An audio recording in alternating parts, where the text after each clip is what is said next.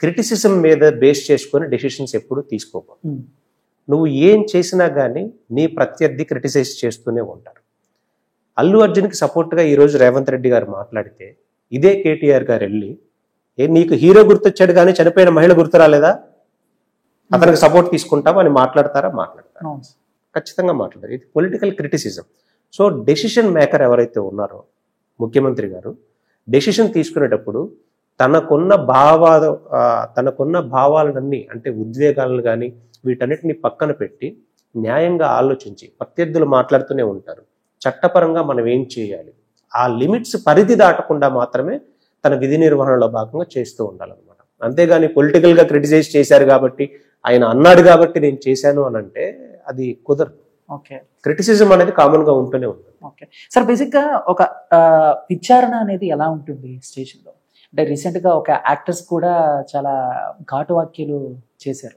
So మీకు తెలిసే ఉంటుంది, అన్నమయ్యలో యాక్ట్ చేసిన కస్తూరి గారు కూడా ఈ మధ్య సో జైలుకి వెళ్ళి రావటం. సో ఆడు వచ్చిన తర్వాత ఒక యూట్యూబ్ ఛానల్కి ఇంటర్వ్యూ ఇస్తూ సో ఎవరైనా కూడా సో ఉంచోవాల్సిందే, అలాగా మనం బట్టలు లేకుండా అక్కడ అన్నట్టు మాట్లాడారు ఆవిడ. సో ఒక విచారణ అంటే ఇలాంటి కేసులో కానీ లేకపోతే మర్డర్ చేసిన కేసుల్లో కానీ విచారణ అనేది నార్మల్ పీపుల్కి అలానే ఒక విఐపి అల్లు అర్జున్ గారు లాంటి వాళ్ళకి ఏమన్నా సపరేట్ ఉంటుందా, లేకపోతే ఆ విచారణ అనేది అందరికీ ఒకేలాగా వర్తిస్తుందా? అసలు ఎలా ఉంటుంది సార్ ప్రాసెస్? జనరల్ గా మాట్లాడుకుంటే ప్రతి ఒక్కళ్ళు గుడ్డిగా ఏం చెప్తారంటే చట్టం దృష్టిలో అందరూ సమానమే. ఇది కామన్ స్లోగన్ అనమాట. చట్టం దృష్టిలో సామాన్యుడైనా లేకపోతే అంబానీ అయినా సమానమే అని మనం మాట్లాడుకోవటానికి మాత్రమే బాగుంటాయి ఇవన్నీ. నిజంగా ఒక సామాన్యుడు పోలీస్ స్టేషన్కి వెళ్తే ట్రీట్ చేసే విధానం వేరుగా ఉంటుంది, ఒక వివిఐపి పోలీస్ స్టేషన్కి వెళ్తే ట్రీట్ చేసే విధానం వేరుగా ఉంటుంది. కానీ ద ప్రొసీజర్ మాత్రం కామన్గా ఉంటుంది.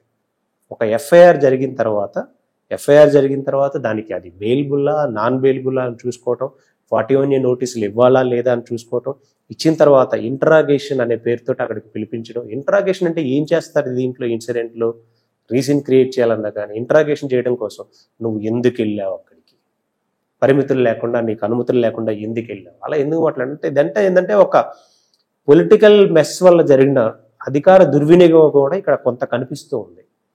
అంటే ఇప్పుడు గణేష్ నిమజ్జనాలు జరిగేటప్పుడు సెక్యూరిటీ ప్రొవైడ్ చేయాల్సిన బాధ్యత ఎవరికి ఉంది? పోలీసులు. నిజంగా ప్రివెంటివ్ యాక్షన్ అల్లు అర్జున్ అక్కడికి వస్తున్నాడు అని తెలిసినప్పుడు అక్కడికి రాకుండా ఆపాల్సిన బాధ్యత ఎవరికి ఉంది? పోలీసులకు ఉంది. అతను వస్తున్నాడనే ఇన్ఫర్మేషన్ అంటే మేము పర్మిషన్ ఇవ్వలేదు నువ్వు వెళ్ళావు అంటున్నారు. పర్మిషన్ ఇవ్వకుండా నువ్వు వెళ్ళావు అని అంటే వెళ్ళే సమయంలోనే ఇప్పుడు కొంతమంది రాజకీయ నాయకులు మనం చూస్తే రేపు ఏదైనా సభ జరుగుతుంది అని అనుకుంటే ప్రత్యర్థులు అక్కడికి వెళ్లకుండా ముందుగా హౌస్ అరెస్టులు చేసేస్తూ ఉంటారు. ఇదే రేవంత్ రెడ్డి గారు ఎవడరా పోలీసు నా ఇంట్లోకి వచ్చిందని మాట్లాడిన మాటలు లేవా? ముడ్డు మీద తంత అనే మాట్లాడిన మాటలు లేవా? ఆ రోజు పోలీసుల మీద ఏమైనా ఈయనకి అత్యంత గౌరవం, ఈ రోజు ఉన్నటువంటి గౌరవం ఆ రోజు లేకుండా పోయిందా? సో ఇదే విధంగా ప్రివెంటివ్ యాక్షన్ అనేది ఇక్కడ తీసుకోలేదు. పోలీస్ వైఫల్యం ఇక్కడ కొంత కనిపిస్తుంది. ప్రివెంటివ్ యాక్షన్ ఏంటి? అనుమతులు లేకుండా వస్తున్నాడు అనే ఇన్ఫర్మేషన్ అక్కడ ఉన్న కానిస్టేబుల్స్, అక్కడ డ్యూటీలో ఉన్న ఎస్ఐఓ లేకపోతే అక్కడ ఉన్న ఇది ద్వారా పై అధికారులకు తెలిసింది. ఇమీడియట్ గా ఆ కాన్వాయ్ని నువ్వు అక్కడే ఆపేయాలి, థియేటర్ దాకా రానివ్వకూడదు. థియేటర్ దాకా నువ్వు రానిచ్చావంటే నీ వైఫల్యమో కాదా? డిపార్ట్మెంట్ ఇక్కడ పనిచేస్తున్నట్ట చేయడం లేదట, అక్కడ దాకా రానివ్వకూడదు, మీకు అనుమతి లేదు, మీరు ఖచ్చితంగా ఆగి తీరాలి అంటే అల్లు అర్జున్ ఏమన్నా నిజంగా రియల్ లైఫ్ లో హీరోలాగా పోలీసులను కొట్టుకుంటా లేదు నేను నా అభిమానుల కోసం మాత్రం వెళ్తాను అని చెప్పే సందర్భాలు ఉంటాయా? రావద్దు, పర్మిషన్ లేదు, యూ షుడ్ నాట్ కమ్ అంటే ఒక లెటర్ ద్వారా కానీ నువ్వు రావడానికి వీల్లేదు అని అక్కడ డిఎస్పీను లేకపోతే డీసీపీను ఆ స్థాయి కూడా కదా ఒక ఎస్ఐ వెళ్ళి అక్కడ నించొని 4 కానిస్టేబుల్తో నించొని మమ్మల్ని దాటి వెళ్ళడానికి వీలు లేదు అని చెప్తే అక్కడ పరిస్థితి ఏమన్నా చేజారిపోద్దా? ఎందుకు జనాలకి లాఠీలతో కొడుతూ పక్కకు నెడుతూ ఆయన కాన్వాయ్కి దారివ్వాల్సిన పరిస్థితి ఏర్పడుతుంది? సో డిపార్ట్మెంటల్ ఫెయిల్యూర్ అనేది కూడా కొంత ఇక్కడ కనిపిస్తూ ఉంది. సో ఓవరాల్గా ఇది ఎవ్వరూ ప్లాన్ చేసింది కాదు.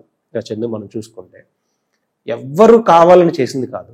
ఒక డెసిషన్స్ పొలిటికల్ ఇక్కడ మేకర్స్, రూల్ మేకర్స్ ఎవరైతే ఉన్నారో ఇప్పుడు రూల్ చేస్తున్న వ్యక్తులు రేవంత్ రెడ్డి గారు కానీ కేటీఆర్ గారు కానీ వీళ్ళంతా క్రియేట్ చేసిన ఒక మెస్. దీనికి బలైన వ్యక్తి అల్లు అర్జున్.